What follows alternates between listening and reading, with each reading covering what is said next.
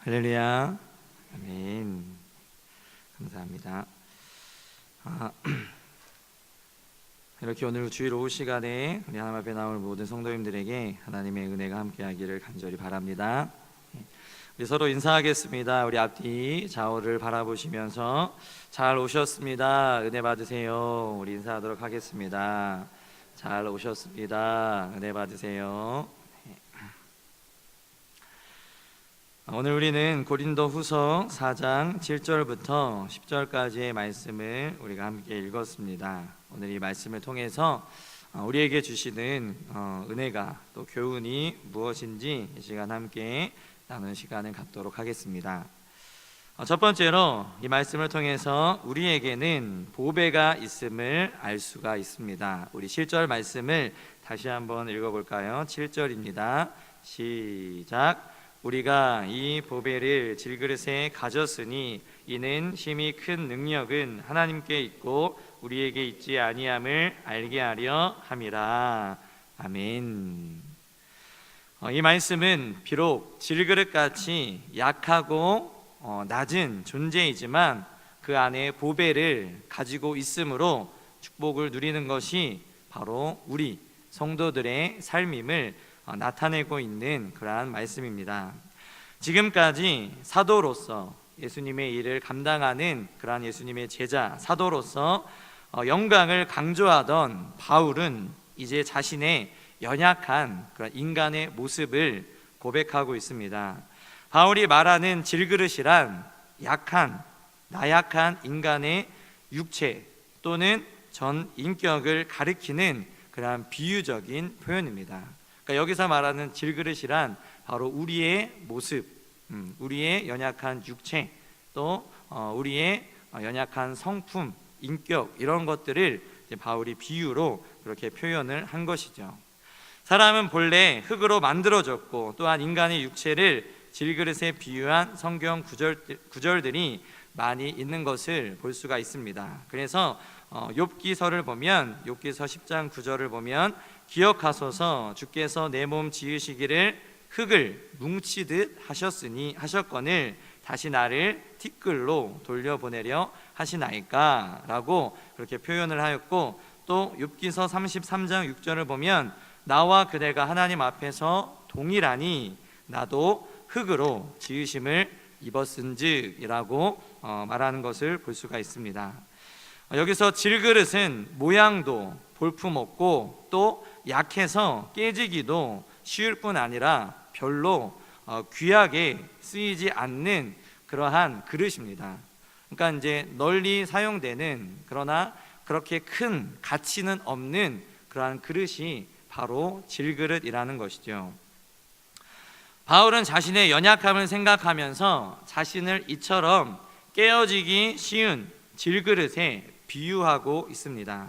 하지만 바울은 그러한 질그릇에 깨어지기 쉽고 가치가 떨어지고 사람들에게 그렇게 인정받지 못하는 그러한 질그릇이지만, 그러한 질그릇과 같은 우리지만 그 안에 보배가 담겨 있다고 강조하고 있습니다. 그러면 과연 이 보배는 무엇일까요? 첫 번째로 이 보배는 하나님께 받은 사도의 직분을 이야기하고 있습니다. 바울은 복음을 전파하는 자신의 그 사도 직분이 매우 영광스러운 것이라고 말했습니다. 즉 하물며 영의 직분은 더욱 영광이 있지 아니하겠느냐라고 고린도후서 3장 8절에서 말하고 있습니다. 과거 교회를 핍박하던 바울에게 있어서 사도라는 직분은 참으로 귀한 보배였습니다. 그러므로 우리 성도들도 성령을 통해 하나님께서 주신 직분을 보배로 여길 수 있어야 합니다. 내가 맡고 있는 직분, 내가 가지고 있는 그러한 일들, 그러한 사명, 그러한 사역을 보배로운 것으로 여겨야 하는 것입니다. 그 직분은 하나님께 상급을 받게 하고 또 사람들을 구원으로 인도하는 가치 있는 보배로운 것이기 때문입니다. 두 번째로 보배는 복음을 이야기합니다. 복음은 믿는 자로 하여금 영원한 생명, 구원을 얻게 하는 하나님의 구원의 수단입니다. 이것을 알게 하시고 전하게 하시니 참으로 보배로운 것이라고 할 수가 있습니다. 그러므로 우리 성도들도 복음을 알고 그 복음을 전하는 일을 보배롭게 여겨야 합니다. 오직 이 복음만이 우리를 구원으로 인도할 수 있는 유일한 길이기 때문입니다. 바울은 말합니다. 복음 외에는 다른 길이 없다.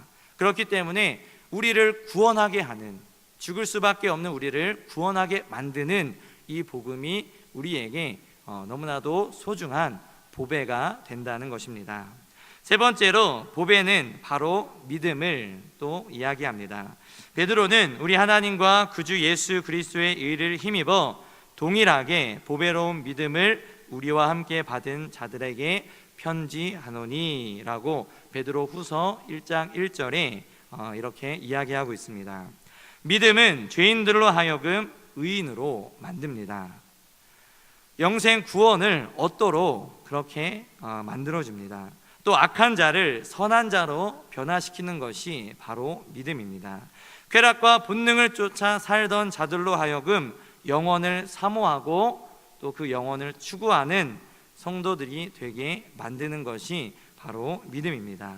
그러므로 우리가 지닌, 내가 가지고 있는 그 믿음이 보배임을 우리는 깨달아야 하겠습니다. 마지막으로 그 보배는 바로 예수 그리스도를 가리킵니다. 바울은 그 안에는 지혜와 지식의 모든 보화가 감추어져 있느니라 라고 골로새서 2장 3절에 말씀하고 있습니다. 바로 그리스도 예수 그 자체가 우리에게는 보배입니다. 이 세상 그 어떤 보배와도 바꿀 수 없는 영원한 보배가 바로 예수 그리스도입니다.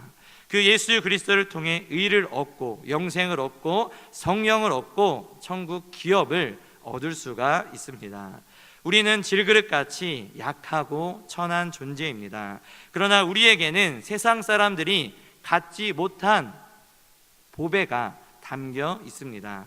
하나님이 맡기신 귀한 직분이 있고 복음이 있고 믿음이 있고 그리고 예수 그리스도가 우리 안에, 내 안에 있는 것입니다. 때문에 우리는 귀한 존재입니다. 질그릇만 있을 때는 그렇게 귀하게 여겨지지 않습니다. 그렇지만 그 그릇 안에 보배가 담겨 있을 때에 그 그릇도 귀하게 여김을 받는 것입니다. 마찬가지로 우리 안에 예수가 없을 때는 우리는 하나님 앞에 그렇게 귀한 존재가 아니지만 예수 그리스도가 있을 때 예수 그리스도로 말미암아 더 귀한 존재가 되는 것입니다. 그렇기 때문에 우리는 우리가 가진 보배를 귀중히 여기고 그것을 위해 힘쓰고 수고해야 하겠습니다. 두 번째로 사방으로 우겨쌈을 당하여도 쌓이지 않음을 알 수가 있습니다. 우리 8절 말씀을 함께 읽어보겠습니다. 8절입니다. 시작. 우리가 사방으로 우겨쌈을 당하여도 쌓이지 아니하며 답답한 일을 당하여도 낙심하지 아니하며. 아멘. 이 말씀을 보면 우리가 사방으로 우겨쌈을 당하여도 쌓이지 않는다라고 하였습니다. 우겨쌈을 당한다라는 말을 이제 헬라어라는 원문으로 보면 집을 짜기 위해 포도를 짓누르다라는 그러한 뜻을 가지고 있습니다. 그러니까 포도즙을 짜기 위해서 그 포도즙 틀에 포도를 많이 넣고 그것을 꾹 누를 때, 있는 힘을 다해 누를 때에 그 즙이 나오는 그러한 상태를 뜻하는 단어입니다. 즉 환난과 고통이 사방에서 우리를 믿는 자들을, 하나님의 자녀들을 압박하는 상태가 바로 우겨쌈을 당하는 상태인 것입니다. 그런데 바울은 이렇게 우겨쌈을 당해도 쌓이지 않는다라고 말하고 있습니다. 이것은 바울을 비롯하여 모든 성도들에게 적용되는 말씀입니다. 바울만 우겨쌈을 당하여도 쌓이지 않는 것이 아니라 우리에게도 그 말씀이 적용되는 것입니다. 하나님을 의지하는 자는 우겨쌈을 당하여도 결코 질식하지 않습니다. 열왕기하 6장 14절부터 19절을 보면 아람 군대가 엘리사 선지자를 잡으려고 사마리아 성을 포위하는 그런 내용이 나옵니다. 아람 군대는 밤중에 은밀하게 사마리아 성을 사방으로 이제 수많은 군인들을 데리고 와서 사마리아 성을 사방으로 둘러싸 포위하였습니다. 그리고 아침에 그것을 본 엘리사, 그리고 엘리사의 사환은 매우 두려워하며 엘리사에게 이야기합니다. 그러자 엘리사는 이렇게 이야기합니다. 열왕기하 6장 16절 말씀을 보면 대답하되 두려워하지 말라, 우리와 함께한 자가 그들과 함께한 자보다 많으니라 라고 이야기합니다. 그리고 이어서 이렇게 기도합니다. 이르되 여호와여, 원하건대 그의 눈을 열어 보게 하옵소서 하니 여호와께서 그 청년의 눈을 여심해 그가 보니 불말과 불병거가 산에 가득하여 엘리사를 둘렀더라 라고 이야기하고 있는 것을 볼 수가 있습니다. 이처럼 적들이 아무리 사방으로 우겨쌈을 하여도 하나님은 그 적들보다 더 많은 천사들을 보내어 우리를 지켜주시고 보호해 주신다는 사실을 이 이야기를 통하여서 알 수가 있는 것입니다. 바울은 전도 여행 중에 극심한 공경에 처했습니다.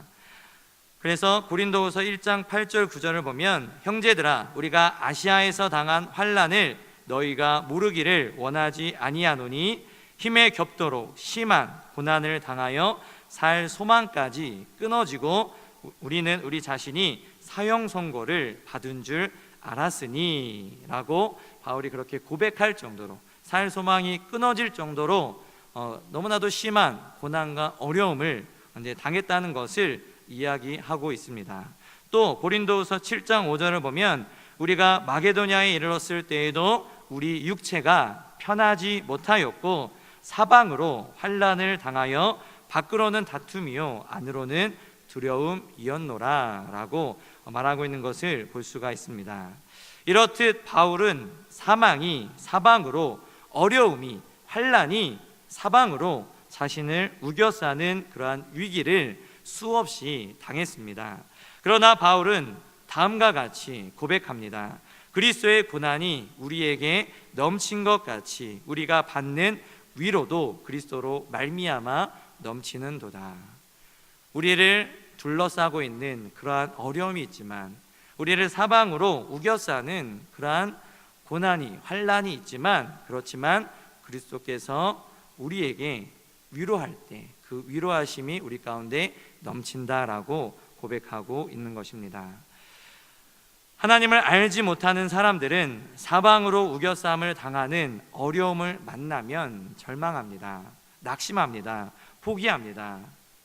어제도 뉴스를 보니까 예전에 연예인이었던 어떠한 사람이 이제 사회적으로 큰 무리를 일으키고 잘못을 저질러서 이제 자숙하는 기간을 갖고 있다가 또 잘못을 저질러서 이제 결국에는 이제 자신의 잘못으로 인하여서 낙심하고 절망하고 포기하여서 이제 스스로 목숨을 끊는 그러한, 그래서 이제 중환자실에 입원해서 이제 어려운 상황 가운데 있다가 이제 오늘 아침에 결국에는 뇌사 판정을 받아서 세상을 떠났다는 그러한 기사를 보게 되었습니다. 이처럼 하나님을 알지 못하는 사람들은 사방으로 우겨쌈을 당할 때, 자신을 정말 힘들게 하고 어렵게 하는 일들이 있을 때에 절망하고 결국에는 목숨까지 포기하는 그러한 일들이 생기게 됩니다. 그러나 성도들은 절망할 이유가 없습니다. 우리는 사방으로 우겨쌈을 당할 때에 위를 바라볼 수 있기 때문입니다. 우리 사방을 아무리 수많은 어려움들과 적들이 둘러싸고 있다 할지라도 위를 바라보면 그 위에는 우리를 지키시고 보호하시고 우리와 함께 하시는 하나님이 계시다는 그 사실이 있기 때문에 우리는 절망할 필요가 없는 것입니다. 그리고 그 위에 계신 하나님 앞에 우리는 간구해야 됩니다. 하나님을 바라보아야 합니다. 그리하면 그리스도께서 모든 문제들을 해결해 주실 것입니다. 여러분은 사방으로 우겨쌈을 당하는 바로 그때가 하나님의 기적이 나타나는 때임을 믿으시기 바랍니다. 출애굽기 14장을 보면 출애굽한 이스라엘 백성들은 홍해를 만나 더 이상 앞으로 갈 수 없었습니다. 그리고 그렇다고 해서 뒤로 돌이킬 수도 없었습니다. 앞으로도 뒤로 갈 수 없는 그러한 상황에 처한 것입니다. 그럴 때 백성들은 위기 앞에서 울부짖었습니다. 그리고 모세가 백성들에게 말합니다. 여호와께서 너희를 위하여 싸우시리니 너희는 가만히 있을지니라. 그리고 바로 홍해를 가르는 놀라운 기적이 일어났습니다. 우리가 신앙생활을 하다 보면 그야말로 사면초가 앞뒤 좌우 어느 곳으로도 피할 수 없는 그러한 상황에 직면할 때가 있습니다. 그럴 때 절망하지 마시고 바로 위를 바라보시기 바랍니다. 위에 계신 예수 그리스도, 위에 계신 하나님을 바라보시기 바랍니다. 우리의 보호자가 되시는 하나님 앞에 간구하시기를 바랍니다. 그리하면 하나님 아버지께서 우리를 구원해 주실 것입니다. 하나님을 의지하는 성도는 우겨싸움을 당해도 결코 쌓이지 않음을 우리는 경험하게 될 것입니다. 우리 안에 보배가 있을 때, 우리 안에 있는 그 보배 예수 그리스도, 그분으로 말미암아 우겨싸움을 당하여도 그분을 바라보고 그분과 함께함으로 말미암아 쌓이지 않는 놀라운 일들을 경험할 수 있는 저와 여러분들이 될 수 있기를 바랍니다. 세 번째로, 답답한 일을 당하여도 낙심치 않음을 알 수가 있습니다. 우리 8절 말씀을 다시 한번 함께 읽어보도록 하겠습니다. 시작. 우리가 사방으로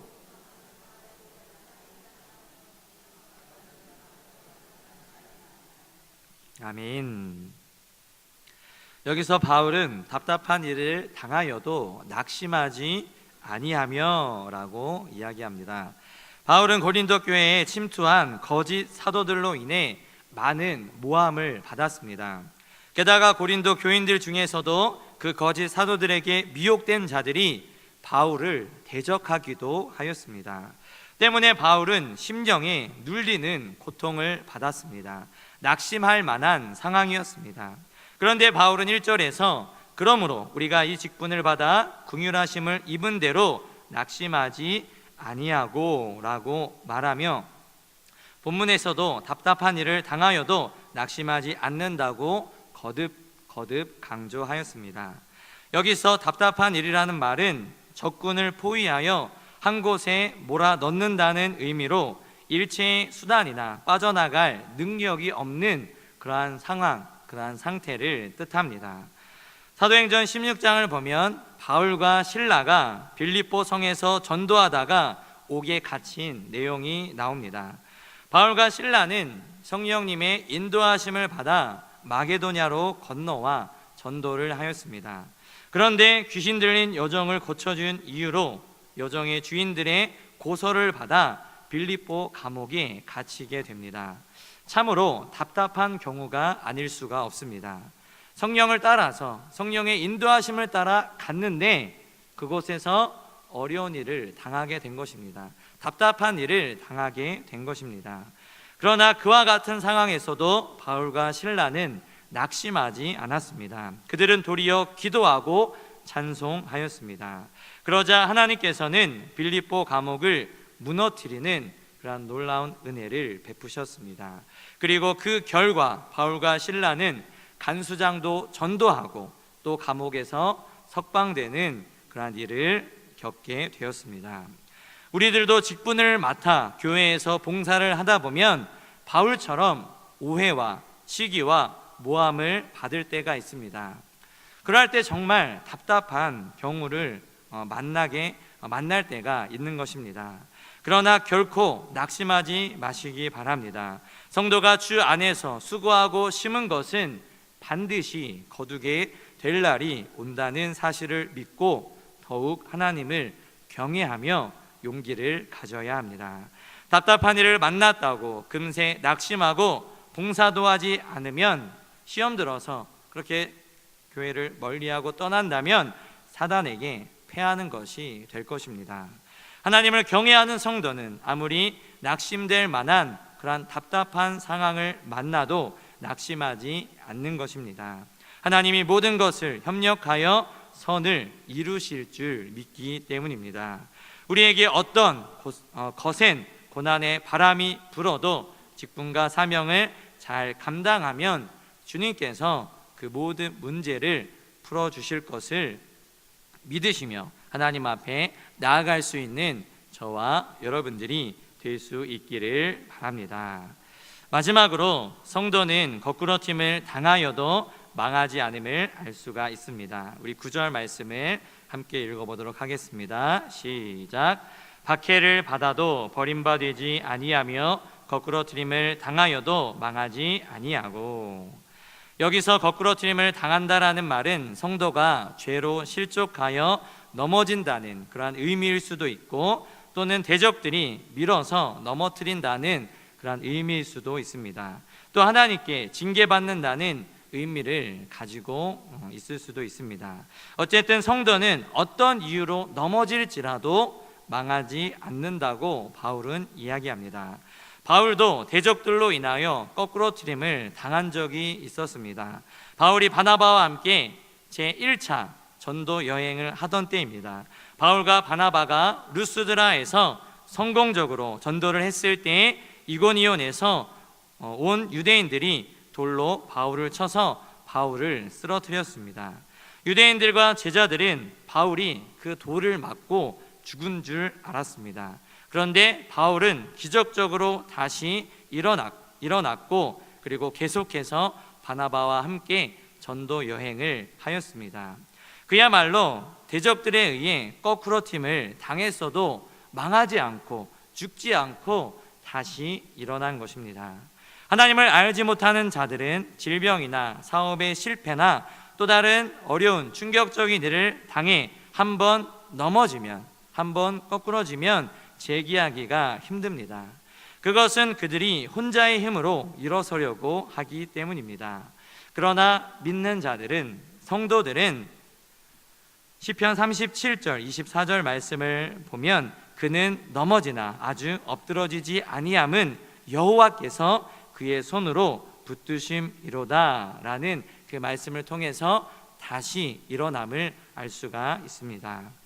또한 성도들은 이웃 성도들이 기도로 돕기 때문에, 함께 우리가 중보하는 그러한 중보 기도자들이 있기 때문에 거꾸러져도 다시 일어날 수가 있습니다. 우리 릴레이 기도할 때 보면 중보 기도 카드가 있죠. 그래서 우리가 릴레이 기도를 할 때 그 중보 기도 카드를 보면서 함께 그 기도 제목을 가지고 기도를 합니다. 그리고 수요 예배나 금요 예배 때 또한 우리가 기도해야 될 성도들, 어려움 당한 성도들을 위해 우리가 함께 기도합니다. 이러한 중보 기도가 있기 때문에, 기도로 돕는 성도들이 우리 교회 안에 많이 있기 때문에 넘어져도 다시 일어날 수가 있는 것입니다. 그래서 성경은 전도서 4장 10절 말씀을 보면 혹시 그들이 넘어지면 하나가 그 동물을 붙들어 일으키려니와 홀로 있어 넘어지고 붙들어 일으킬 자가 없는 자에게는 화가 있으리라 라고 말씀합니다.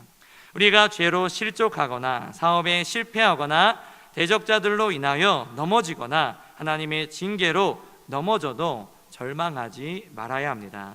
성도는 망하는 법이 없습니다. 우리가 하나님의 사랑과 그 신실하신 손길을 의지한다면 어떤 경우를 당할지라도 다시 일어날 수가 있는 것입니다.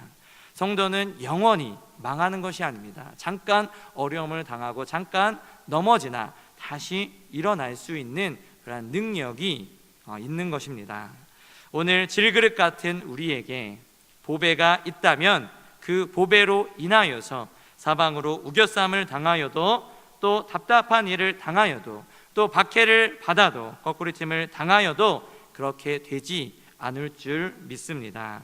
그 보배를 우리 안에 꼭 지키기를 바랍니다. 예수 그리스도가 우리에게 보배가 되시고, 믿음이, 또 우리가 맡은 직분이, 또 하나님께서 주시는 그 은혜가 우리에게 보배가 될 줄 믿습니다. 그 보배를 내 안에 지키고 내 안에 담고 살아갈 수 있는, 이 세상 어떤 것보다 더 가치 있는 것인데 그것을 내가 가지고 있는데 그것을 깨닫지 못하고 세상을 바라보고 다른 사람을 바라보고 환경을 바라보고 넘어지는 그런 우리의 모습이 되지 않도록 그 보배만을 가지고 나아갈 수 있는 저와 여러분들이 될 수 있기를 바랍니다.